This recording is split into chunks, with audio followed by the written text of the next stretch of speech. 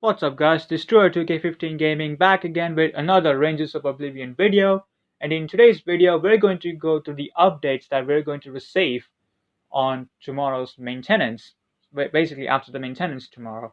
So let's get on with it straight away. So first things first, server maintenance as always. Okay, after the maintenance, what we're going to get is new wild souls. So there are 5 of them in total, and the names are Bisma, Khalida, Khan, Kaguya, and Mara. I'm going to go into details about it in a minute once I go through the other updates, just to make the video a little bit more quicker. Second we get is a new type of candle which is called the palm candle, and it's limited palm candle sale. You can get them from Leia the Alchemist, and basically what it does is that you get 2 extra weak or higher wild souls, including the mutated wild souls, whenever you kill Behemoth for hunts. So that is pretty good candle. And then third is Barrels of the Past is available in the game. So we're getting the event that has been already done in the past. Barrels of the Past, okay. And fourth is we're getting the Soul Core costume is back once again in Divination for a limited time. So if you guys, those of you are new players who might not know what the Soul Core costume is, this is the Soul Core costume. Oh, sorry, that is not a Soul Core. So this costume is gonna come back. Okay, I'm just gonna go for this. So this is the costume that's gonna come back tomorrow for the Divination. So for the new players who might not know this, about it, sorry about that, my laptop just blacked out. Well, that's okay. Those of you new players who doesn't knows about this costume, this is the Soul Core costume. We're gonna get back tomorrow. And is there anything else we're getting? That's it for the updates. And once again, several bundles on sale as always. So now let's get on with the update for the new upcoming Wild Souls, and we're gonna go through the details as to what they are and what skills they have. As you guys can see, these are the 5 new Wild Souls coming up into the Rangers of Oblivion tomorrow after the update for the maintenance. So I've done it in a collage basically, so I put them together onto my phone gallery. So there's that. But these are the 5 new Wild Souls that are coming in. So I'm going to go through each one of them right now. So the first one we're getting is, this one is called Bhishma. It's coming in tomorrow, and its description is a light wild soul, an immortal god with a bow of light and a strict adherent to unwavering principles of justice. Bhishma was the embodiment of the true doctrine. He swore to defend righteousness, and his mighty arrows were aimed at those who had committed acts of evil. During the Second War of the Gods, Bhishma joined Hyperius' forces, but in the final battle, he realized that he could not go against his principles and shoot his arrows at human beings. Okay. However, he was also unwilling to betray the path he had chosen. In the end, the twilight of the gods freed him from his predicament, and he gladly welcomed his demise. Okay. And so that's the description, that's the story behind him as to who he is, and here are the wild soul skills. So first is the light cure, so it's a light type wild soul. Basically it says rapidly restores your health and continuously heals you for some time after. It's the same healing skill as every other wild souls. Second is Shield of Valor. Summon a Shield of Courage, granting a shield and immunity to roars. Oh, I like that. I like this skill. Basically you're immune to roars, so each time a behemoth roars, and whenever you activate the soul chain, it cancels out your soul chain or whatever it is that you're trying to do. With this, you can activate your soul chain without any worry. Third is Blessing of Motivation. Dispels debuffs on teammates and temporarily increases their attack power. So I like this skill as well. It basically removes the debuffs that your teammates have, and it increases their attack power for a while. So let's get on through the next wild soul. This one right here. Her name is Khalida. She's coming in tomorrow as well. A Titan hold on a second, guys. Okay. A Titan wild soul, the embodiment of the fire of life, and the phoenix rising from the flames. Kalida's flames were not only a destructive force but also a symbol of life. Whether god or man, all who laid eyes on her were drawn to her powerful presence amidst the raging inferno and captivated by the fiery look in her eyes. Just like the immortal phoenix, she would never die as long as her flames continued to burn. Legend has it that Khalida and Amok, the great god who spread the seeds of fire throughout the world, were close comrades in arms. When Amok passed away during the twilight of the gods, Khalida extinguished the fire in her heart and followed him into the great abyss. Okay, so this is a Titan type Balso, and that's pretty much the description of her and her storyline and her story as well.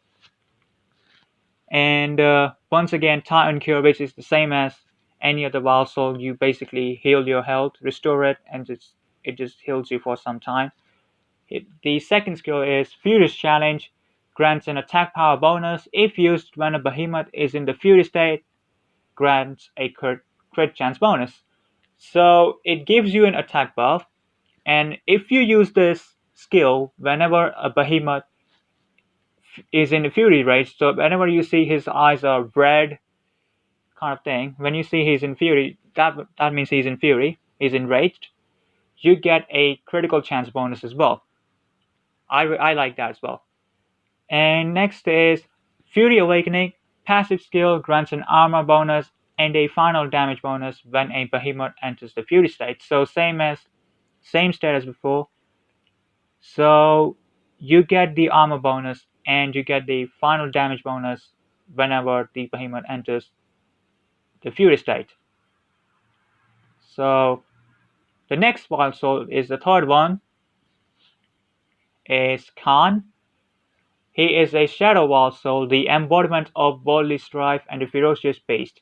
Whether god or man, Khan would confront anyone and attempt to draw them into a fight, which resulted in him being detested by the other gods. He also had the irritating trait of taking the complete opposite view in any and all matters. Consequently, none of the other gods wanted anything to do with him. However, he was extremely powerful and never minded being alone. When the Second War of the Gods broke out, he leapt into the chaos of the battlefield and savaged everyone he saw in the frenzy of bloodlust. This forced all belligerents to focus their attacks on him, finally annihilating him once and for all.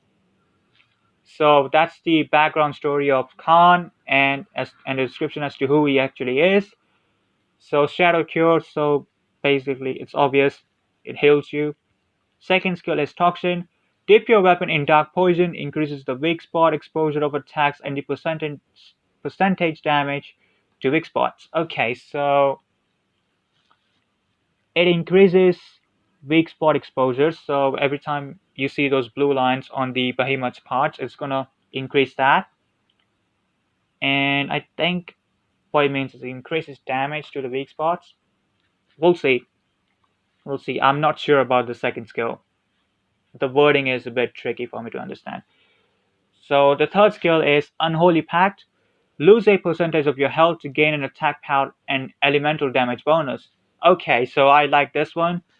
So you lose a certain percentage of your health basically to get an attack buff, and just like Vulcan, you'll get elemental damage bonus. Okay, so the next wild soul is this one. Her name is Kaguya. She's coming in tomorrow as well. She's a nature type wild soul. So the moon goddess and the lady born of the first ray of moonlight. Dressed in magnificent robes, Kaguya would dance gracefully during the full moon. As gentle as the moonlight itself, her dance soothed the heart and quelled discord. However, the pure and kind-hearted Kaguya could not prevent the outbreak of war between the gods. As flames engulfed heaven and earth, even the moonlight was stained blood red, and Kaguya vanished as she wept beneath the blood moon. So that's her description and that's her story. So nature cure for the skills, same as always, same as any other healing skill. Then you have natural balance. Passive skills, when health is higher than 50%, increases your crit damage. When health is lower than 50%, gives a leech effect to the attacks. Okay, so basically, it increases your every time you do a crit. As long as your health is higher than 50% after you activate the skill, you will do it will increase your crit damage.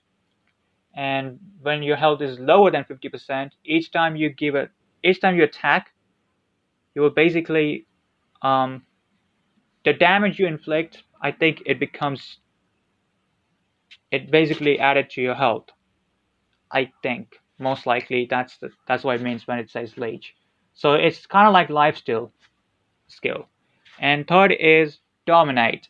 Increases crit chance against dragon behemoths and damage dealt to giant and mutated behemoths. Okay, so each time you fight a dragon type behemoth, whether it's Dracolich, Draken, Sapphiros, or any other dragon type behemoths, you will have more you'll have more likely to do a crit damage on them, and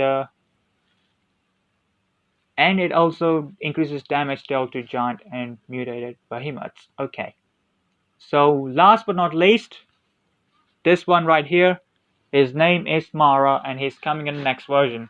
A mystic wild soul and a demon king born in the abyss. Mara was the destroyer of order with the ability to manifest as all manners of disasters to afflict humankind. Sometimes even the abyssal Lord of Darkness himself was fearful of Mara's unbridled cruelty. Mara, however, was not purely a destroyer. Destruction was simply one of the means he employed. He claimed that he would rebuild a new world from the destruction. When the gods perished after the Second War of the Gods, Mara was not at all surprised. He believed there would be a place for him in the new world that will rise up. So that's Mara's background story and the description as to who he is. Mystic Cures, once again, it heals you. Space-Time Twist, skill number 2, which reduces the cooldown of weapon skills while the skill is in effect. So as long as you activate the skill and as long as the skill is activated for the certain amount of time, I don't know if there's a time limit for this. This will reduce the cooldown of your weapon skills, which is very good. I like that. And energy field, deploy a kinetic energy field. The attacks of all allies in the field will inflict stun. That's very good as well. So this is I think this may be the first Wild Soul that is compatible with stun type of builds. I mean, most of the Wild Souls I've seen are paralysis. You got Melina, then Goddess of the Night, Nyx, they're all paralysis and all. This might be the first Wild Soul that actually helps inflict stun, which I really like that. So that's very good. So that's it for the update, guys. And once again, I'm going to end the video now. So that's all the wild souls we're getting. So I'm going to go through. These are the 5 wild souls once again, like I went through. So we're going to get them tomorrow. And I'm not sure if these wild souls are going to be in the Battles of the Past event in the trading shop. If it's that, that's going to be very cool. If not, then that's unfortunate. But we'll see what happens tomorrow, you know. Let's not guess anything. Let's not assume things. So yeah, thank you guys for watching the video. Let me know what you all think. Feel free to hit the like button, comment, and subscribe. I'll see you next time on the Rangers of Oblivion video. This is the Stuart 2K15 Gaming signing out. Peace, guys.